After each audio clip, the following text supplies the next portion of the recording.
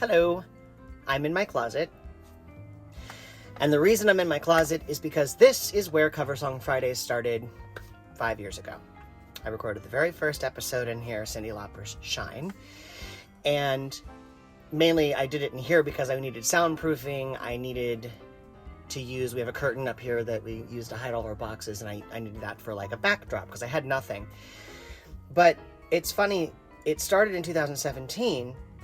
The idea came probably, I want to say 2012, when I was on the cruise ships, because I knew I wanted to do something with covers and like videos and whatever, and maybe even take requests, but I didn't quite have it formulated. And to be honest, back then, YouTube was still kind of figuring out, like, people were getting their entire channels banned and shut down for doing one cover song.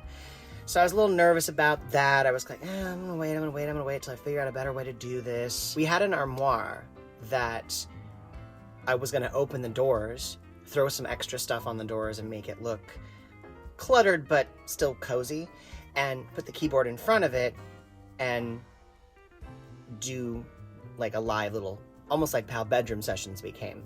And I was gonna call it like closet covers, or, you know, covers from the closet. I even thought about calling it a keyboard, a bitch, and the wardrobe. So I never quite materialized that thing, and we did eventually get rid of that armoire, so I'm kind of glad I didn't do that. And so I didn't know where I was going with this when I did the first one here in the closet. I was just, let's see what happens, let's test it. So I tested it out, and it worked as well as I could possibly get it to work with what I had to work with. Throughout the first season, I kind of learned as I went.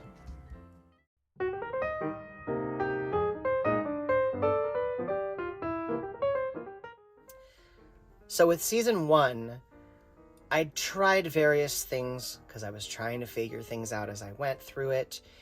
I was doing the episodes once every other Friday, which was a very tall order, and I didn't quite know if I was going to be able to keep up with it. I also thought I was only going to do this for a few months. And the thing about season 1 is every single episode, you are really watching me record the vocal take. So I may have obviously recorded the piano ahead of time, but I really am doing the vocal take, and you're really seeing it. It's being recorded. So it was all live. And if you see the ones where I'm playing the piano in that recording studio, or I've got my keyboard out, I really was playing and singing at the same time and recording everything live. I tried different things. I rented a recording studio that they let me just use the piano and film for a day to do a few episodes in one day. It's also where I filmed the promo for the whole series. And that was great, but it was really expensive.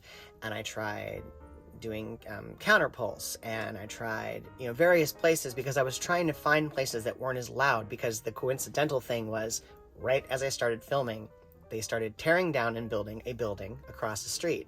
Here's your irony. They're only a few weeks away from finishing it, and I'm done with Cover Song Fridays. Ta-da! Season 1, I did most of it here in the apartment and tried every type of soundproofing possible. And I even went to the Gary Theater, and the last 2 episodes of the first season were at the Gary Theater. But the whole season was just, let's just explore and see how this works. And it's a pretty cohesive season, I think, considering how in its infancy it was. So then, as I came to the end of season 1, I thought, okay, I've learned some things, let's keep going. And that's when I moved on to season 2.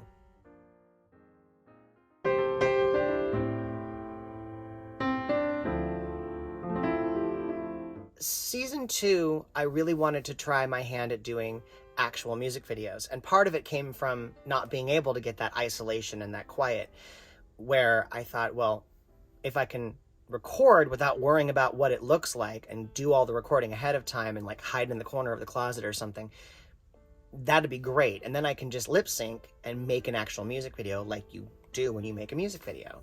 This Is Me was the first one. I was very proud of that one, and I was happy to involve people in it. And it started out really, really strong. But that year, I also went back into musical theater for the first time in over a decade. I did 2 musical theater productions that took up about half of the year while doing these videos, while doing dueling pianos, and working on my Broadway album called What I Am.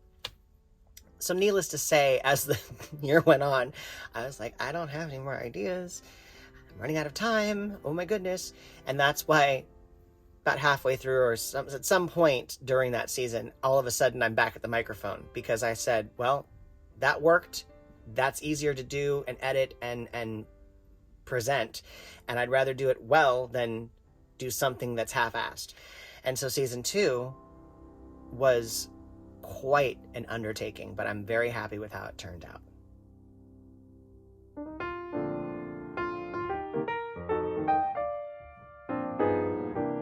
Season 3 was where I said, okay, I want to keep doing this. How do I make this sustainable? And I switched to doing the first Friday of every month and starting it a little bit later and having it be 10 episodes instead of 22, 24, whatever it was in the first 2. And I think season 3 is probably the most intriguing because there's so many different things happening in that season. And that also is the season that I got to do Pure Imagination, which is one of the top ones of the whole series that I'm super proud of. I was really proud of that turning out the way, when you want something to turn out the way you imagined it to be, no pun intended, that's what happened there. Season 3 was actually a lot easier in some respects because it wasn't as hard of a workload, but at the same time, I think I was trying to challenge myself to do more things like Pure Imagination and make it a little more involved. So I was still learning as I went along.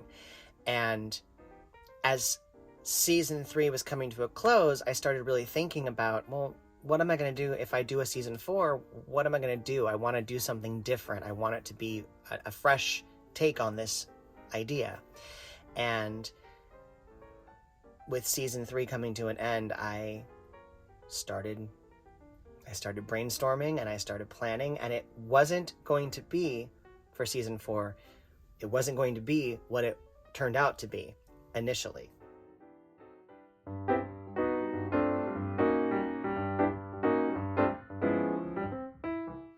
When I started thinking about the concept for season 4, originally I thought, I kind of want to go back to doing an actual take, like a real performance, and not pre-recording it and making a video.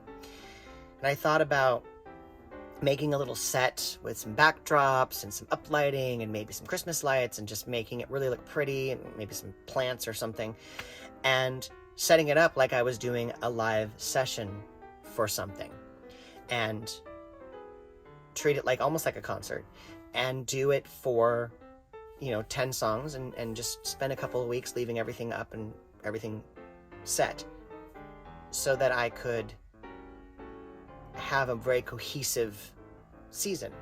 At the same time I was thinking about this, I was also rehearsing and planning a Broadway concert at the Geary Theater in Sacramento.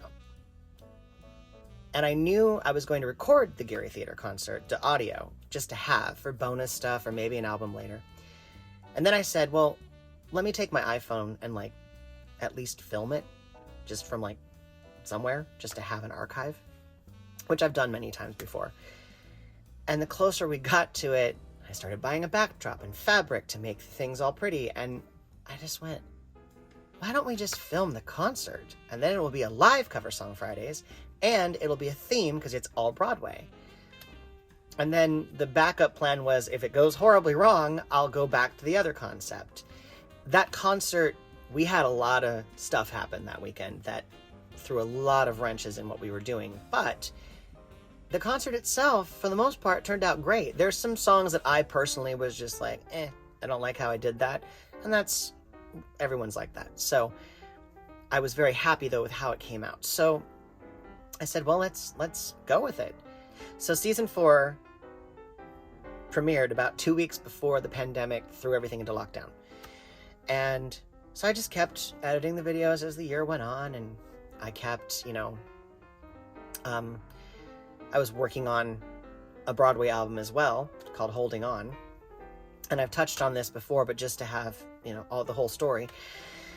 There were songs in the concert that I didn't perform the way I wanted to, and I wasn't proud of them. And so I was going to do an EP of the ones I didn't get a good take of, and maybe tack on a couple of other live tracks from that concert that I didn't use in the season. And that snowballed into, I'm doing a whole album, yay. At one point, because I was finishing up season 4 and finishing up the Broadway album, and it was really a lot of 10-hour days, and also dealing with, as we all did, the emotional, the physical, all the things that you dealt with this pandemic.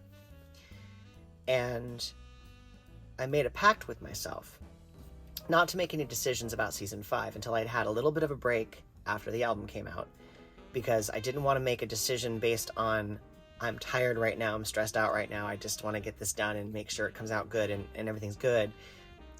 Wait until you've had a break and you feel fresh and you can make an informed decision.